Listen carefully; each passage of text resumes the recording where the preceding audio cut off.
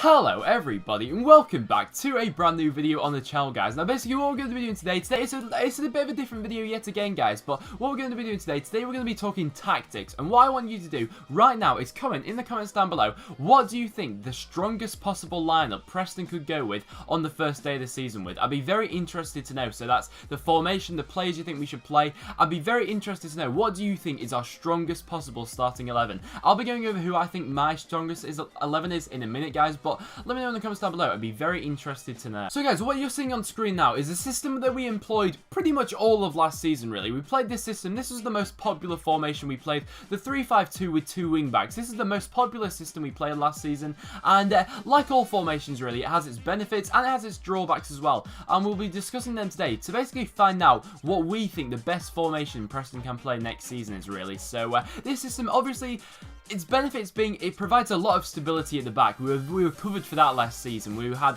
lots of defensive stability, and we look very tight at the back as well. Obviously, having the three centre-backs playing with the two wing-backs for support is very helpful indeed. And then you've got the three sitting above them, and then the two strikers really that are there mainly, obviously, just to attack. However, the drawbacks of this system are that we weren't really able to break down teams as we would have liked to, and also we really struggled for goals last season. And I think a large part of that was the system we were playing, really. I mean, I've updated the team now to what it looked like more towards the end of last season, and so this system, it probably worked a bit better with these players in there. And the big reason that actually worked better was because we had Ben Pearson in the midfield. Obviously, this was around the time where DJ was quite out of form last season, so we brought Ben Pearson into the midfield, and he actually added a lot, in my opinion. He's a defensive midfielder who I think he allows for a lot of things in this system, really. He allows the wing-backs to go a lot more forward. He also allows Brown to become a box-to-box midfielder. He doesn't then need to sit in as much, which I think Brown's best position is being a box-to-box midfielder. And Pearson being in there also allows Gallagher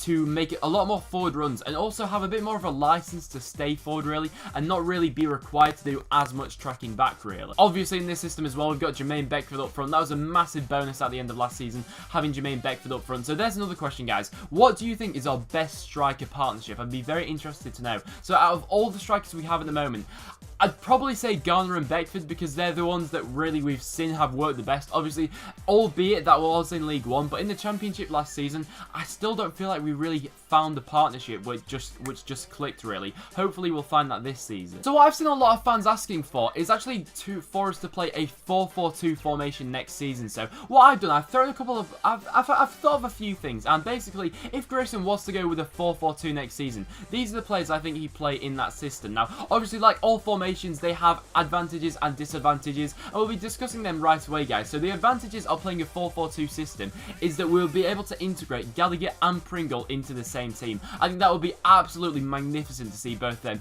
Obviously, playing on opposite flanks to each other, I think they'd be absolutely excellent together. Pringle playing on the left and Gallagher playing on the right, they'd be able to put their crosses into the box. I think they work fantastically together, and we are blessed now at Preston, really, to have two such technical players who are fantastic on the ball. Obviously, they'll be great at set pieces, and they'll be great at whipping in the balls as well. However, with these two players playing in those positions, I also think it comes a disadvantage as well. In a typical Simon Grayson side, we all know how much he loves to get his fullbacks bombing forward. I mean, we saw it last season, we saw it with Cunningham, he loved to bomb forward.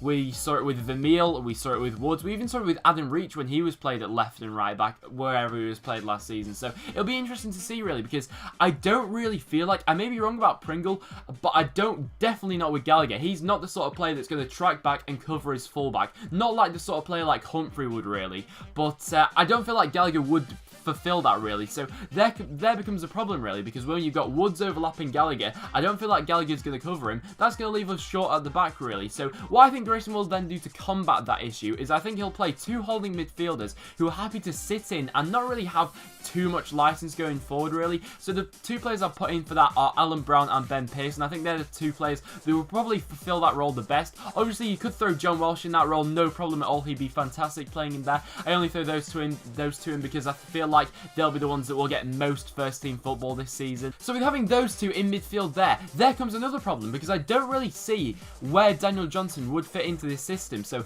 can you really see Daniel Johnson playing in a 4-4-2 system with Pringle on one side, Gallagher on the other? I can't really see DJ fitting into that system, unless it was when we were playing a team where we were severely on top, you know, we were dominating the game and the other team wasn't really posing much threat coming forward. Then I could see DJ hopping in this system, but other than that, I can't really see DJ playing a part in this, really. I mean, I know he is capable of being a box-to-box midfielder, but honestly, I think DJ's best position is being an advanced midfielder who's able to make forward runs and doesn't really need to worry about having the burden of coming back and covering his man on his shoulders, really. I mean, we saw it last season. I feel like when we got the best out of DJ, he was playing in an advanced role ahead of two other players who would like to sit in, really. And, you know, last season, when it got to around January time, we started playing DJ as a box-to-box midfielder. I don't really feel like that suited his game plan, really, so it was a bit of a struggle for him last season, really, so I can't really see DJ playing in a 4-4-2 system, so let me know what you think of that in the comments down below, guys. So right now, guys, in world football, I'd say that the most popular system, the go-to formation right now in world football would be the 4-2-3-1 system, so I thought to myself, what would Preston do if we were to employ that system? What would Grayson do if we were to play the system? I think he'd do something pretty similar to this, guys. So obviously, I actually think this could really work out for Preston, if I'm being honest. We've got the two holding midfielders in, who I've just left Brown and Pearson in there because I think they do a good job in there. They'd obviously be able to sit, and I think it's this formation here where we get to see the best out of Daniel Johnson. He's playing just in behind the striker, and I also think in this system as well, we get to see great things out of Ben Pringle and Gallagher as well. I think they'd be fantastic playing in this system. Obviously, with the two covering behind them, I don't think they'd have to worry as much then as getting back, as I think Johnson can